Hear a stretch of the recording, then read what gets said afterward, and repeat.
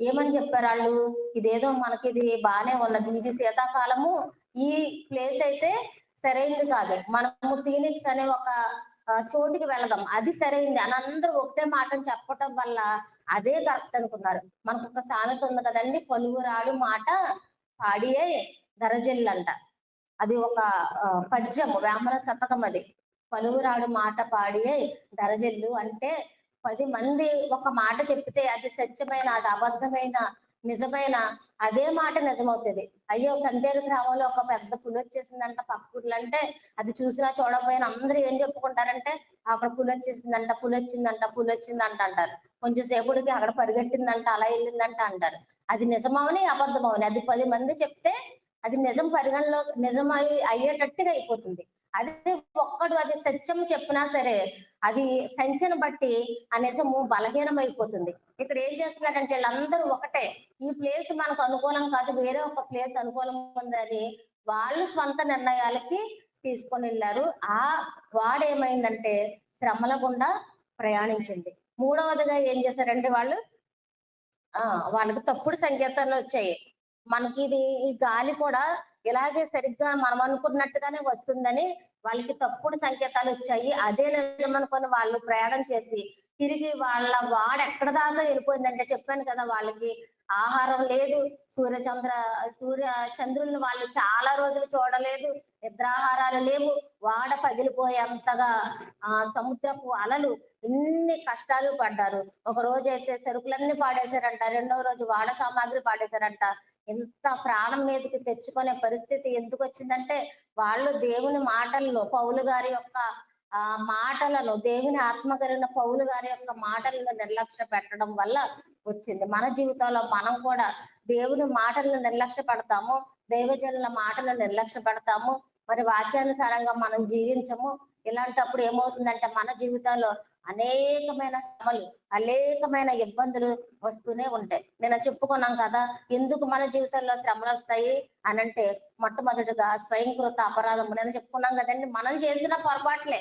అది వేరే వాళ్ళ మీద నింద వేసేయడానికి లేదు. నిన్నేం చెప్పుకున్నామంటే మొట్టమొదటిగా అవ్వ, ఆదాములు వాళ్ళు చేసిన పొరపాటే వాళ్ళకు శిక్షకు కారణమైంది. వాళ్ళు అయ్యా మీరు సుఖంగా ఉండండి. మీకే కష్టము లేదు. ఇక్కడే ఉండండంటే వాళ్ళు అపరాధము చేసి ఆ పాపంలో పడిపోయి వాళ్ళు శిక్షకు అర్హులైపోయారు. రెండోదిగా ఎవరిని చెప్పుకున్నామండి? అననీయ, సప్ఫీరా గురించి చెప్పుకున్నాం. వాళ్ళు ఆన్ ది స్పాట్ అక్కడికక్కడే శిక్షకు అర్హులైపోయినట్టుగా కూడా మనం చెప్పుకున్నాం. ఇంకా ఇంకెవరిని చెప్పుకున్నామండి? ఏవండీ?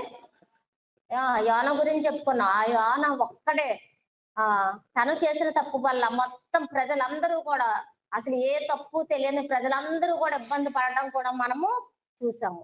అయితే ఇంకొక వ్యక్తి ఉన్నాడు. తను చేసిన అపరాధం వల్ల ఏమైందో ఒకసారి చూద్దాము. సమూయేలు గ్రంథము 1వ సమూయేలు 15వ అధ్యాయము 1వ వచనము. ఒకానొక దినమున సమూయేలు సౌలును పిలిచి, యెహోవా ఇశ్రాయేలీయులకు తన జనుల మీద నిన్ను రాజుగా అభిషేకించుటకే నన్ను పంపెను. యెహోవా మాట వినుము.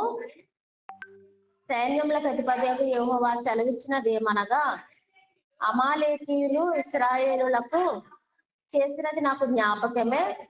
వారు ఐగుప్తులో నుండి రాగానే అమాలేకీయులు వారికి విరోధులే మార్గమందు వారి మీదకి వచ్చిరు కదా. కాబట్టి నీవు పోయి కనికరింపక అమాలేకులను హతము చేయుచు పురుషులనేమి, స్త్రీలనేమి, బాలురనేమి, పసిపిల్లలనేమి, ఎద్దులనేమి, గొర్రెలనేమి, ఒంటెలనేమి, గార్ధాబములనేమి అన్నిటినీ హతము చేసి వారికి కలిగినదంతయు బొత్తిగా పాడు చేసి అమాలేకీయులను నిర్మూలము చేయమని చెప్పాను. సౌలు గారికి దేవుడు చెప్తున్నాడంట. ఏంటంట, అమాలేకీయులని ఒక ప్రజలు ఉన్నారు. ఎవరండి? అమాలేకీయులు. వీళ్ళు ఏం చేశారంటే ఇశ్రాయేలు ప్రజలు కఠిన బానిసత్వం నుండి విడుదలయ్యి బయటకు వచ్చి అమ్మయ్య మనకు నెమ్మది కలిగిందన్న పరిస్థితిలో ఈ అమాలేకులు ఇశ్రాయేలు ప్రజలందరినీ కూడా చాలా ఇబ్బంది పెట్టారంట. అదంతా కూడా దేవుడు పరిగణలోనికి తీసుకున్నాడు. నా ప్రజల్ని అమాలేకులు చాలా బాధ పెట్టారు కాబట్టి సౌలుకు చెప్తున్నాడు, నువ్వు అక్కడికి వెళ్ళు, ఆ దేశం వెళ్ళు, ఆ అమాలేకీయుల ప్రజలను మొత్తం నిర్మూలన చెయ్యి. పసిపిల్లలని చూడొద్దు, చిన్నపిల్లలని చూడొద్దు, స్త్రీలని చూడొద్దు, పురుషులేంటి, స్త్రీలేంటి, యవ్వనులేంటి, గొర్రెలేంటి, మందలేంటి, వాళ్ళకున్న ఆస్తి ఏంటి, సమస్తం అన్నిటినీ కూడా నువ్వు నిర్మూలన చేయాలి. ఎందుకంటే వాళ్ళు ఇశ్రాయేలును చాలా బాధ పెట్టారు. వాళ్ళు నిర్మూలన చేసేయాలని సౌలుకి ఒక ఆజ్ఞ ఇచ్చాడు అనమాట. అయితే ఆ సౌలు ఏం చేశాడంటే, సరే దేవుడు చెప్పినట్టుగా బాగానే యుద్ధానికి వెళ్ళాడు. అక్కడికి వెళ్ళిన తర్వాత అక్కడున్న స్త్రీలని, పురుషుల్ని అందరినీ బాగానే హతం చేశాడు. అక్కడి వరకు బాగానే ఉంది. ఏం చేశాడంటే, కొద్దిగా లోపించి ఆశపడి ఏం చేశాడంటే, అక్కడున్న పశువుల్లోనూ, గొర్రెల్లోనూ కొద్దిగా బలిసిన వాటిని, కొవ్వుగా ఉన్న వాటిలన్నిటిని కూడా పక్కకు పెట్టుకున్నాడు. స్తోత్రం చెప్దామా? హల్లెలూయా. దేవుడు ఆజ్ఞలు విన్నాడంటారా? ఫుల్లుగా వినలేదు. అవన్నిటిని కూడా పక్కన పెట్టాడు. అక్కడ మంచిగా లేని నాసిరకం అన్నిటిని దేవుడు చెప్పినట్టుగా నాశనం చేశాడు గాని, మంచిగా శ్రేష్టంగా ఉన్న పశువులను, గొర్రెలను, మందలను వాటిలన్నిటిని తీసుకొని ఒక్కొక్క పక్కకు పెట్టాడు. అనుకుంటున్నాడు, నేను దేవుడు చెప్పినట్టుగా చేసేసాను అనుకుంటున్నాడు. అప్పుడు ఏం చేశాడంటే, ఒక ప్రవక్తను పంపించాడు, సమూయేలు ప్రవక్త. అతనే మొట్టమొదటి రాజుగా ఈ సౌలుని అభిషేకించాడు. అప్పుడు దేవుడు సమూయేలుకు ప్రత్యక్షమై చెప్తున్నాడు, సౌలుకి నేను చెప్పిందేంటి, చేసిందేంటి, ఏం చెప్పాడు. అక్కడ ఏమీ లేకుండా నేను నిర్మూలన చేయమంటే ఇతడు కొన్ని పక్కకు పెట్టుకున్నాడు. వెళ్ళు, అతనికి చెప్పు, అతను చేసింది కరెక్ట్ కాదని చెప్పినప్పుడు, వెళ్ళి చెప్తున్నప్పుడు సమూయేలు అన్నాడంట, నేను దేవుడు చెప్పినట్టుగా చేసేసాను అని అనుకుంటున్నాడు, కానీ అతను చేయలేదు.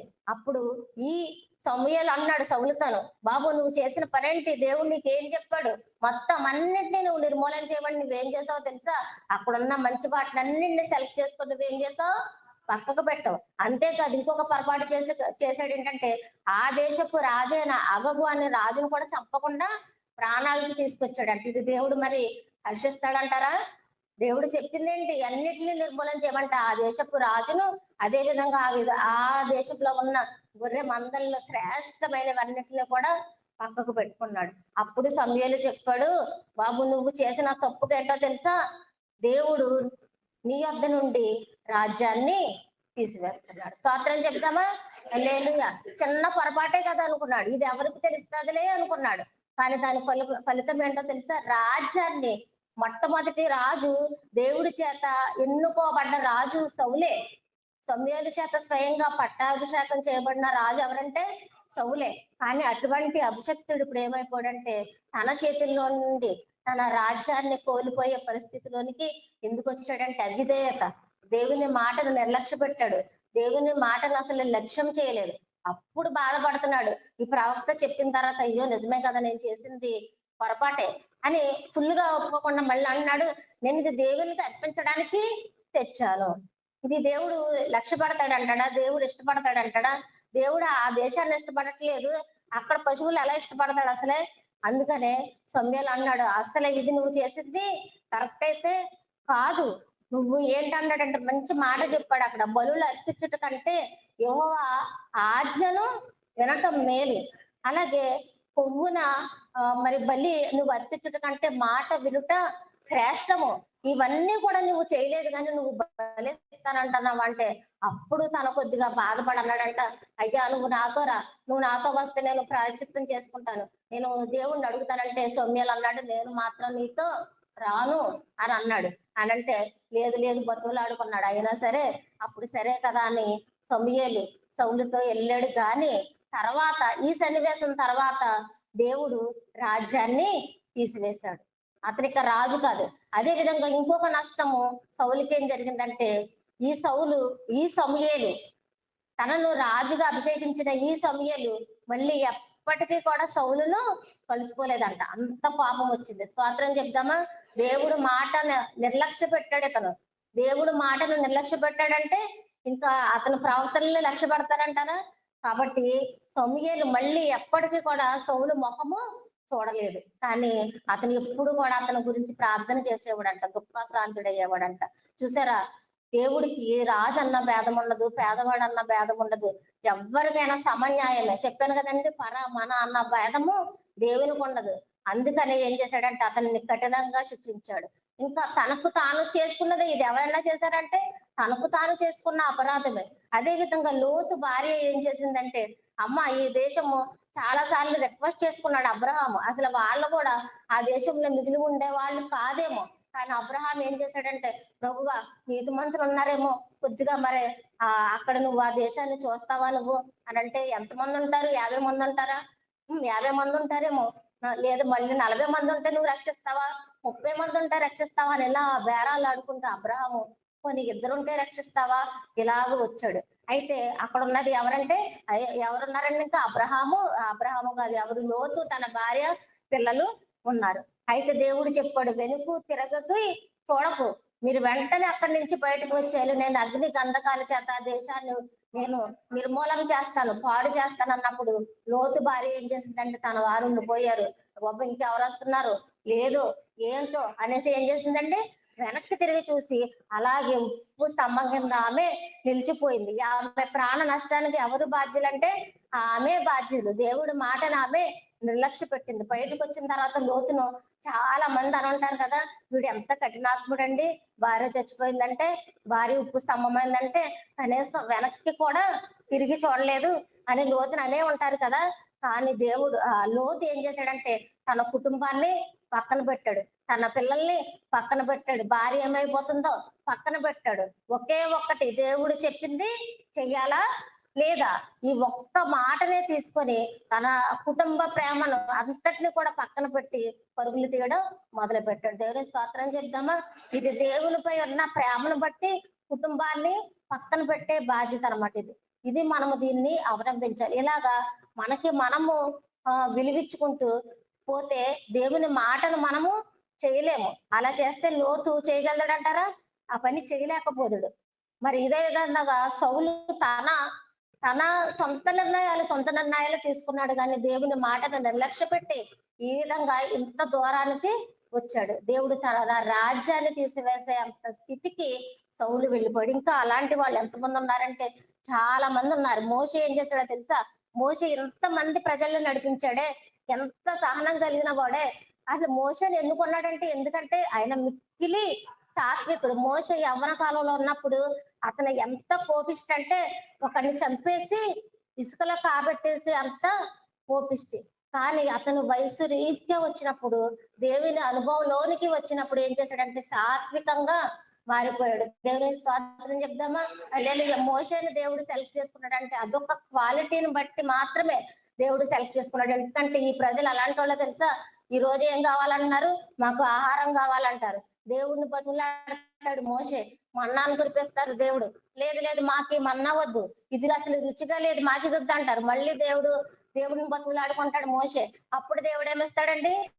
మళ్ళీ పూరేళ్ళు ఇస్తాడు. ఈ పూరేళ్ళు మాకు ఎలా కాదు, 1, 2, 10 కూర్చేసుకుంటారు. మళ్ళీ ఇలా కాదు, మాకు ఇంకొక ఆహారం కావాలంటారు. మళ్ళీ మాకు నీళ్లు కావాలంటారు. ఇదేంటి మమ్మల్ని ఇక్కడ చంపేద్దాం అనుకుంటున్నావా నువ్వు అంటారు. మాకు మాకు భోజనం సరిగ్గా లేదంటారు, నిద్రాహారం లేవంటారు. చాలా శోధించేశారు. మనలాగా ఉన్న వాళ్ళైతే మనకి నిజంగా అంత పవర్ ఉంటే, ఇప్పుడు మోసే ఉన్న చేతులు అంత కర్రలు అంత పవర్ ఉంటే మనమైతే విసుగుదల వచ్చి ఏం చేస్తామో తెలుసా? దేవుడా ఈ ప్రజలందరినీ కూడా నువ్వు నిర్మూలన చేసే, నేను ఈ బాధ నేను తట్టుకోలేను, నేను యథావిధిగా నా ప్లేస్ నేను తిరిగి వెనక్కి వెళ్ళిపోతాను అని మోషే అని అనలేదు. మనమైతే ఖచ్చితంగా ఎందుకంటే మనలో అంత సాత్వికం లేదు. కానీ దేవుడు ఎన్నుకున్నదంటే ఆ క్వాలిటీ చూసే. మోషేలో ఉన్న గుణం ఏంటంటే మోషే మిక్కిలి సాత్వికుడు. ఆ సాత్వికాన్ని చూసే దేవుడు ఎన్నుకున్నాడు. కానీ ఈ మోషే ఏం చేశాడో తెలుసా? ఈ ప్రజలు విసిగించేస్తున్నారు, మాటలతో గొణిగేస్తున్నారు, శనిగేస్తున్నారు. అదే కదండి కొంతమంది మాటలతో మరి విసిగించేసినప్పుడు ఏంటంటే కొంతమంది చనిపోయారు కూడా అంట. అయితే అప్పుడు ఆ మోషే ఏం చేశాడంటే వీళ్ళ మాటలు పడలేక ఎల్లు దేవుడు అన్నాడు, ఎల్లు నువ్వు ఆ బండతో మాట్లాడు, అవి నీకు నీరిస్తదంటే ఇతను ఏం చేశాడంటే వెళ్ళి కర్రతో కొట్టినప్పుడు నీళ్లు వచ్చినాయి. కానీ దేవుడు ఏం చేశాడంటే నేను చెప్పిన మాట మోషే చేయలేదు కదా అనేసి ఏం చేశాడంటే ఆయనకి ఇదిగో మోషే నువ్వు మరి ఆ కనాను దేశం అదిగో చూడని కనాను దేశాన్ని దూరాన్ని నుంచి చూపించాడు కానీ ఆ కనాను దేశంలోకి మోషేను తీసుకెళ్ళలేదు. దేవుని స్తోత్రం చెప్దామా. హల్లెలూయా. మరి దేవుడు ఇక్కడ ఒక ఇది చూపించవచ్చు కదా సానుభూతి, ఎంతమంది ప్రజలు నడిపించాడు కదా, పాపం మోషే కదా. మోషేని మనం తీసుకెళ్ళకపోతే ఎలాగా? అసలు మొట్టమొదటి ఈయనే కదా నడిపించాడని ఎందుకు సానుభూతి చూపించలేదంటే, దేవునికి ఎవ్వరైనా ఒకటే. ఎవరైనా సరే ఆయన ఆజ్ఞ మార్చడు. ఎవరైనా సరే ఆయన మాటకు లోబడి ఉండవలసిందే. మోషే కూడా ఆ నిమిత్తమే వెళ్ళలేదు. ఇశ్రాయేలు ప్రజలు కూడా అనేక మంది ఆయన మాటకు లోబడిన వారుగా ఉన్నారు. ఇలా చేసే వాళ్ళంతట వాళ్ళు శ్రమ తెచ్చుకున్న వారిగా ఉన్నారు. ఇక రెండవ విషయానికి వెళ్ళిపోతే ఇంకొక శ్రమ ఏంటంటే, మొట్టమొదటిగా మనం చేసిన అపరాధములు మనము వాళ్ళ తెచ్చుకున్న శ్రమ. రెండవది ఏంటంటే, దేవుడు మనలను పరీక్షించడానికి తెచ్చే శ్రమ. ఇలా చాలా మంది మనకు భక్తులు తెలుసు కదండి. అబ్రహామును మనం తీసుకోవచ్చు. అబ్రహాముకి చాలా సంతానము లేదు. అతని బిడ్డల కోసం చాలా ఎదురు చూశాడు. ఏకైక వాగ్దాన పుత్రుడు పుట్టాడు. అతని పేరే ఇస్సాకు. దేవుని స్తోత్రం చెప్దామా? అతని పేరేంటండి? ఇస్సాకు పుట్టినప్పుడు ఇప్పుడు దేవుడు అనుకున్నాడు, ఇతన్ని మనము పరీక్షిద్దాం. ఈ టెస్ట్ లో ఇతను పాస్ అవుతాడా లేదా అన్నప్పుడు తెలుసు కదా, మనందరికి తెలిసిందే, నీ ఏకైక పుత్రుణ్ణి, నువ్వు ప్రేమిస్తున్న నీ పుత్రుణ్ణి నువ్వు వెళ్ళివ్వాలి. మనమైతే అనుకుంటాం దేవుడు ఎంత శాడిస్ట్ కదా. దేవుడు చాలా శాడిస్ట్. వచ్చిన ఒక్క బిడ్డను దేవుడు ఏం చేయమన్నాడు? బలిచ్చేయమన్నాడు. దేవుడు నరబలి కోరుకుంటాడా? అయ్యో అని అనుకుంటాం మనం. కానీ ఏం చేశాడో తెలుసా? భార్యకు చెప్పకుండా, ఇందాక చూసారా, లోతు తన భార్యను తన కుటుంబం వైపు తిరిగి చూడలేదు. ఇప్పుడు దేవుని ప్రేమకే, దేవునిచ్చిన మాటకు లోబడటకే అబ్రహాము తన భార్యకు చెప్పకుండా తన పిల్లాడిని తీసుకొని బలి ఇవ్వడానికి రెడీ అయ్యి కొండపైకి వెళ్ళిపోయాడు. దేవుడు చూశాడు, ఇంటి నుంచి బయలుదేరిపోయాడు. కట్టెలు తీసుకున్నాడు. పిల్లోని తీసుకున్నాడా? టెస్ట్ అన్నిట్లో కూడా పాస్ అవుతూ వెళ్తున్నాడు. కొండపైకి వెళ్ళిపోయాడు. పని వాళ్ళతో చెప్పాడు, మేము తిరిగి వస్తాము, మీరు ఇక్కడే ఉండండి. పైకి వెళ్ళిపోయాడు. పిల్లాడిని బలి ఇవ్వడానికి రెడీగా ఉన్నాడు. అప్పుడు చూశాడు దేవుడు, అబ్రహామా కత్తి ఆ పిల్లవాడి నుంచి తీయి, అదిగో ఆ పొదలో గుర్రం వెళ్ళుంది, దాన్ని తీసుకొని నువ్వు బలి ఇవ్వు. దేవుని స్తోత్రం చెప్దామా? మరి ఈ టెస్ట్ లో మనమైతే ఖచ్చితంగా ఫెయిలే. దాంట్లో సమస్య లేదు. మనం ఏమంటామంటే తిరిగి ప్రశ్న అడుగుతావు, నువ్వేం దేవుడివయ్యా, నువ్వు మరి ఆ మాత్రం దానికి నాకు గర్భఫలం ఎందుకు ఇచ్చావు? గర్భఫలం ఇచ్చినట్టు ఇచ్చి మళ్ళీ నన్ను నువ్వు పిల్లోని ఇమ్మన్నావా? నువ్వు అసలు దేవుడివేనా? మనం ఇంకా ప్రశ్నలకు అంతంటూ కూడా ఉండదు. కానీ ఒక్క మాట కూడా అబ్రహాం అడిగినట్టుగా లేదు. అందుకనే అబ్రహాముకు విశ్వాసులకు తండ్రి అని బిరుదు ఇచ్చారనమాట. చూసారా, దేవుడు శ్రమించాడు, పరీక్షించాడు. దాంట్లో ఎవరు విజయం పొందుకున్నారంటే అబ్రహాం విజయం పొందుకున్నాడు. ఇక యోబు జీవితం మనందరికీ తెలిసిందే. యోబు అంట ఊజు దేశంలో అంతటి యథార్థపరుడు, అంతటి నీతిమంతుడు, అంతటి న్యాయం గలవాడు, చెడుతనము విసర్జించిన వాడు. ఆ దేశంలో అలాంటి వారు ఎవ్వరును కూడా లేరంట. అప్పుడు ఒక విషయం జరిగింది ఏంటంటే, దేవుడు అతిశయిస్తున్నాడు. దేవుడు గర్వపడే విషయాలు అసలు చాలా ఉండవేమో, చాలా తక్కువ ఉంటాయి. కానీ దేవుడు అన్నాడు, నా భక్తుడు, నా సేవకుడు ఎంత యథార్థవంతుడో తెలుసా? నా యోబు చాలా మంచివాడు అని చాలా మంచిగా చెప్పుకుంటున్నాడు. అప్పుడు సాతాను అన్నాడు, నువ్వన్నీ ఇచ్చావు. ఎన్ని ఇచ్చావు?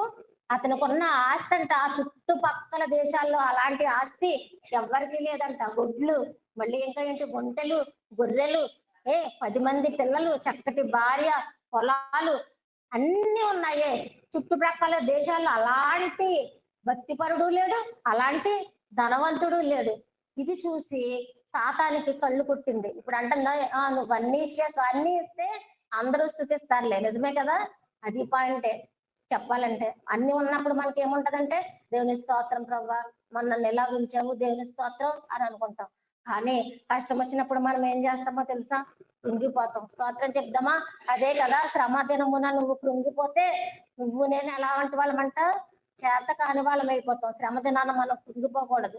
అవును, మానవరీత్యా మనకు శ్రమ వచ్చినప్పుడు, బాధ వచ్చినప్పుడు కన్నీళ్ళు వస్తాయి, బాధ వస్తాయి. ఇదేంటి ప్రభా ఎలాగైపోయింది నా జీవితం అని మనం అనుకుంటాం, సహజమే. ఎందుకంటే మనుషులం కదా. కానీ మనము వాక్యానుసారంగా మనము బలపడాలి.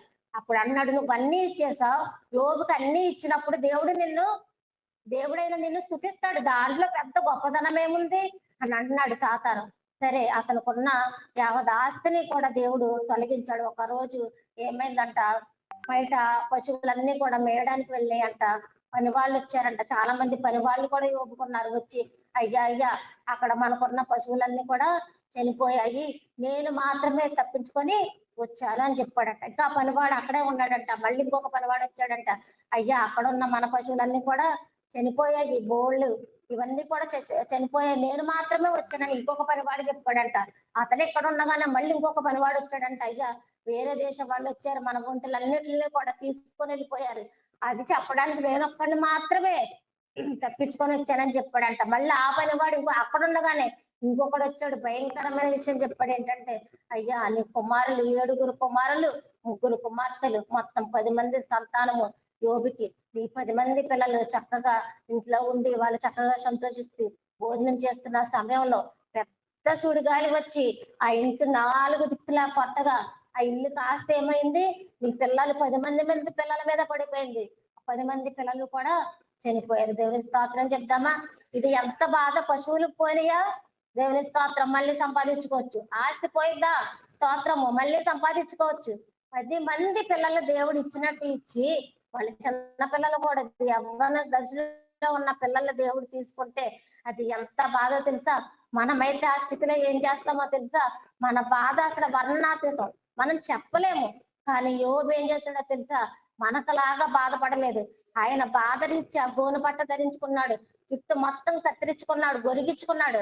కానీ అక్కడేమన్నాడు తెలుసా? యెహోవా ఇచ్చెను, యెహోవా తీసుకొనెను, దేవుని నామమునకే మహిమ కలుగును గాక, ఆమేన్. ఎంత యథార్థవర్తనుడు, ఎవరిని మనం చరిత్రలో చూడలేమేమో. ఇది చూసి సాతానికి ఎంత సిగ్గండి. సాతాను సవాలు విసిరాడు, నువ్వు కంచె వేసావు అందుకు స్థుతిస్తున్నాడు, నువ్వు అన్ని ఇచ్చావు అందుకు స్థుతిస్తున్నాడు, నువ్వేమి లేకుండా చెయ్యి అప్పుడు చూస్తానని దేవుడితో ఛాలెంజ్ చేశాడు.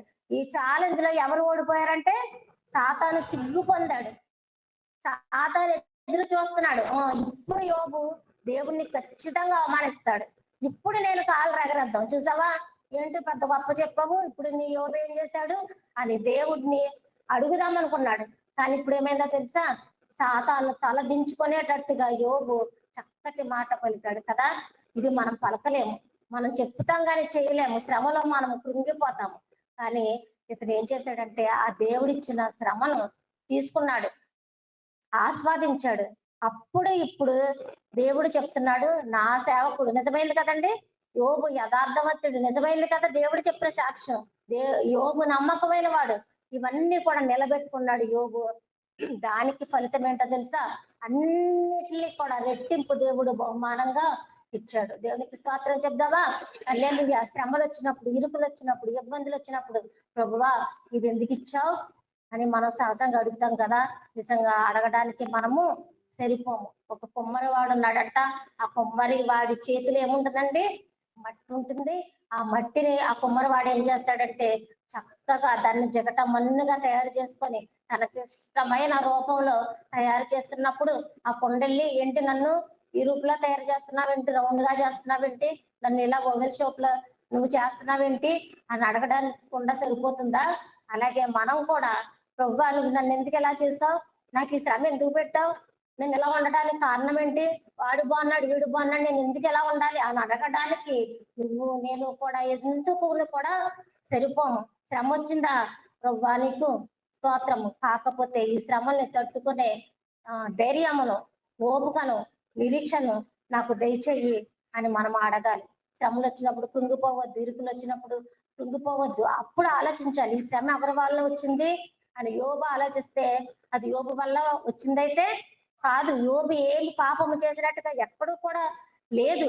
అప్పుడు సాతాను అన్నాడు, ఓ సరే ఇవన్నీ చేసే వాడికి తృప్తి ఉండదు. సాతాను అన్న వాడికి మనం పడిపోవాలి, మనం కృంగిపోవాలి, మనం దేవుణ్ణి దూషించేయాలి, అప్పుడు సాతాను అన్నవాడికి తృప్తి. వీడికి తృప్తి రావట్లేదు, ఎందుకంటే దేవుణ్ణి ఎక్కడ ఒక్క మాట కూడా యోబు అనలేదు. అప్పుడు అన్నాడు, నువ్వు ఆరోగ్యాన్ని ఇచ్చావు కదా, అతను ఏదో పని చేసుకుంటాడు, కష్టపడతాడు, మళ్ళీ యథావిధిగా అతని ఆస్తి మళ్ళీ వచ్చేస్తుంది, ఇదేముంది దాంట్లో అని మళ్ళీ దేవుణ్ణి అన్నప్పుడు దేవుడు ఏం చేశాడంటే మొత్తం శరీరం అంతా కూడా యోబుని మొత్తినప్పుడు అసలే ఒట్టినంట కురుపులతో ఉన్నప్పుడు అతనికి గోపుకునే అవకాశం కూడా లేనప్పుడు చల్ల పెంకుతో ఆ శరీరాన్ని గోపుకున్నప్పుడు దుర్వాసన వస్తున్నప్పుడు భార్య కూడా అతన్ని చూసి అసలు చిరాకు పడిపోతుంది.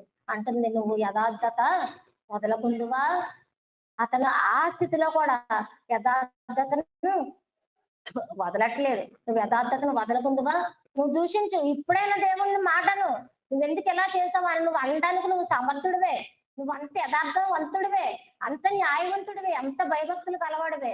నువ్వు దేవుణ్ణి అడగడానికి నీకు హక్కు ఉంది అని ఇండైరెక్ట్ గా భార్య చెప్తుంది. అయినప్పటికీ కూడా చిన్న మాట కూడా అనలేదు. నేను దేవుడి చేత కీడునే మేలుని అనుభవించడానికి నేను అర్హుడినా? కీడును అనుభవింప తగనా అని చెప్తున్నాడు. అంతే కదా, మనం మంచి మాత్రమే మేలు మాత్రమే అనుభవించాలా? మనం కీడు కూడా ఉంటాయి. దేవుడు సుఖ దుఃఖములను జతపరిచాడంట. నీ జీవితంలో సుఖము ఉంటుంది, దుఃఖము ఉంటుంది. కాబట్టి మనం సుఖాన్ని మాత్రం, శ్రమ వచ్చినప్పుడు మాత్రం మనం కృంగిపోతాం. అట్లా ఉండకూడదు. ఈ శ్రమ ఎందుకు వచ్చింది? ఈ తప్పు నేను చేశానా? అవును కదా, మరి సౌలు చేశాడు. తన చేసిన తప్పు వల్ల మొత్తం రాజ్యాన్ని కోల్పోయాడు. యోనా చేసిన తప్పు వల్ల తనతో పాటు వాడలో ఉన్న వాళ్ళందరూ కూడా ఇబ్బంది పడ్డారు. అననీయ సప్ఫీరా చేసిన వాళ్ళు స్వయంకృత అపరాధం వల్ల అప్పటికప్పుడే తమ ప్రాణాలను కోల్పోయారు. లోతు భార్య చేసిన పొరపాటు వల్ల ఆ కుటుంబానికి ఒక తల్లి లేకుండా అయిపోయింది కదా. వాళ్ళు వ్యభిచారంలోకి వెళ్ళిపోయినట్టు వెళ్ళిపోయారు కదా. అదంతా ఎవరు చేసిన అపరాధం అండి? యోసేపును చూస్తే మనము యోసేపు జీవితంలో వచ్చిన శ్రమ అయితే అంతా ఇంత కాదు. ఆ బిడ్డ చిన్ననాడే తల్లిని కోల్పోయాడు. తండ్రి గారాబంలో పెరుగుతున్నాడు. అన్నలకు ఏమొచ్చిందంటే అసూయ వచ్చింది. ఎందుకంటే ఈ తండ్రి గారు ఎలా చూస్తున్నాడో తెలుసా? వాళ్ళందరికీ ఒక రకమైన బట్టలు కుట్టిస్తే ఇతనికి విచిత్రంగా, అంటే అది విచిత్రంగా ఉంటది అనమాట. అది ఎక్కడ కూడా అలాంటి బట్టలు నువ్వు నేను చూడలే. చక్కగా మంచిగా కుట్టిస్తుంటే సొంత అన్నలకే అసూయ కలిగింది. ఏం చేశారంటే ఐగుప్తులకు అమ్మేశారు. అంతకు ముందుగా గుంటలో పడేశారు. పాపం ఎంత అతను నలిగిపోయి ఉంటాడు. ఒక పక్క తల్లి లేదు, వృద్ధాప్యంలో ఉన్న తండ్రి, చిన్న తమ్ముడు. ఆ తల్లిని రోజు గుర్తు చేసుకుంటూ అయ్యో నాకు తల్లి లేదే అని బాధపడి ఉంటాడు కదా. మిగిలిన అన్నలందరికీ కూడా తల్లి ఉంది, కానీ ఈ బిడ్డకు తల్లి లేదు. అన్నలన్నా ప్రేమిస్తాడేమో అనుకుంటే ఏం చేశారో తెలుసా? ఆ గుంటలో పడేశారు. ఆ గుంటలో పడేసినప్పుడు యోసేపు అనుకుని ఉంటాడు కదా, అయ్యో ఇదేంటి, అయ్యి బాబు మా నాన్న అని అనుకుని ఉంటాడు కదా, నా తమ్ముడు అనుకుని ఉంటాడు కదా. మళ్ళీ అప్పుడు దాంట్లో ఒకడు ఉన్నాడు. దాంట్లో అరే ఈయన చంపితే మనకి ఏమొస్తుందిరా, నేను అమ్మేద్దాం పాపం అనేసి ఆడిని అమ్మేయడం జరిగింది. అక్కడికి వెళ్ళాడంటే అక్కడ కూడా పాపము చాలా బాధలు. అతని ప్రవర్తన చూసి ఇతను దేవుని బిడ్డ, ఇతను ఏది చేసినా వర్ధిల్లుతుందని గమనించారు. కానీ అక్కడ అతనికి సమస్యల మీద సమస్యలు, శ్రమల మీద శ్రమలు, ఏమంటే చెరసాల్లో వేసేసారు. పోతిఫరు భార్య నిరంతరము విసిగించేసింది. అయినప్పటికీ కూడా ఆ శ్రమల నుంచి నెగ్గుకుంటూ పైకి వచ్చాడు. ఒకనొక రోజు ఆ శ్రమల్ని నెగ్గి ఏం చేశాడంటే అతను ఆ దేశాన్ని ఏలే ఒక రాజు తర్వాత రాజుగా ఆయన తయారయ్యాడు. కాబట్టి శ్రమలు వచ్చినప్పుడు, ఇరుకులు వచ్చినప్పుడు, ఇబ్బందులు వచ్చినప్పుడు మనము కృంగిపోకుండా, మనము జయించుకుంటూ, దేవుణ్ణి ధైర్యాన్ని అడుగుతూ, ఆ శ్రమల్ని పైకెక్కుతూ మనము విజయం వైపు వెళ్ళాలి. ఆ శ్రమలను గుండా మనము ప్రయాణం చేస్తే మనం పడిపోతాం కదండి. శ్రమలు వచ్చినప్పుడు కృంగిపోవద్దు. దేవుని వాక్యం ద్వారా బలపడదాం. రెండు శ్రమలు తెలుసుకున్నాం. మనంతటా మనము తెచ్చుకున్న శ్రమలే. రెండవది ఏంటంటే దేవుడు నీకు పరీక్ష చేయడానికి ఇచ్చిన శ్రమలు. ఆ పరీక్షల్లో ఫెయిల్ అయిపోకుండా ఉండాలంటే నీకు ఆత్మ బలము కావాలి, దేవుడిచ్చి సర్వాంగ కవచం కావాలి, వాక్యం కావాలి, ప్రార్థన కావాలి, నిరీక్షణ కావాలి, ఓర్పు కావాలి. ఇవన్నీ కావాలి ప్రభు అని మనం ఎవరిని అడగాలి? దేవుణ్ణి అడగాలి. ఇంకొక శ్రమ ఉంది, అది రేపు మనము దాని గురించి ధ్యానిద్దాము. దేవుడి చిన్న వాక్యాన్ని దీవించి ఆశీర్వదించిన గాక. ఆమేన్. అందరూ కళ్ళు మూసుకోండి, ప్రార్థన చేద్దాం. మహాపరిశుద్ధుల ఘనమైన దేవ, మీ పాదములకు స్తుతులు స్తోత్రములు రాజా. దేవా, ఇంత శ్రేష్టమైన సమయాన్ని మాకు ఇచ్చారు. మీ కృపకే స్తోత్రము. వినిన వాక్య భాగాన్ని బట్టి మీకు వేలాది వందనాలు తండ్రి. మా జీవితంలో శ్రమలు ఎందుకు వస్తున్నాయి అన్నది మేము మననం చేసుకోవడానికి కృప చూపించండి. మేము చేసిన అపరాధములను బట్టి శ్రమలు వస్తున్నాయా, లేక మీరు మా జీవితంలో అనుమతిస్తున్నారా? దేవా మేము పరీక్షల్లో విజయం పొందుతామా లేదా అన్న దాన్ని బట్టి శ్రమలు ఇస్తున్నారా అయ్యా, కృప చూపించండి. మేము శ్రమలు వచ్చినప్పుడు కృంగిపోకూడదయ్యా. మానవ రీత్యా మేము దుఃఖపడతాము, దేవా అలసిపోతాము, ఎందుకు వచ్చిన జీవితం అని అనుకుంటున్నాము. కానీ ప్రభా నేను ఆ శ్రమలో మేము విజయం పొందడానికి కృప చూపించండి. యోగు వలే ప్రభా మేము మిమ్మల్ని ప్రశ్నించే హక్కు ఉన్నప్పటికీ మేము మాట్లాడకుండా యథార్థంగా జీవిస్తూ ప్రభా దేవ మీ వైపు చూస్తూ కనిపెట్టి ఉండడానికి కృప చూపించండి. నిరీక్షణ కలవారమే, ఓర్పు కలవారమే జీవించడానికి కృప చూపించండి. నేను వాక్య భాగాన్ని బట్టి వందనాలయ్యా. మా హృదయాలు మేము పరిశీలన చేసుకోవడానికి కృప చూపించండి. మాలో మార్పులు ఏమున్నాయో ప్రభానైనా అవి మాకు తెలవడానికి కృప చూపించండి. మాలో అయోగ్యతలు తీసివేయండి నాయన. దేవ మీ మాటకు మేము వినడానికి కృప చూపించండి. మీ మాటకు మేము చెవి అవ్వడానికి కృప చూపించండి. దేవా మీ సన్నిధిని మేము నిర్లక్ష్య పెట్టే వారిగా ఉండకుండా కృప చూపించండి.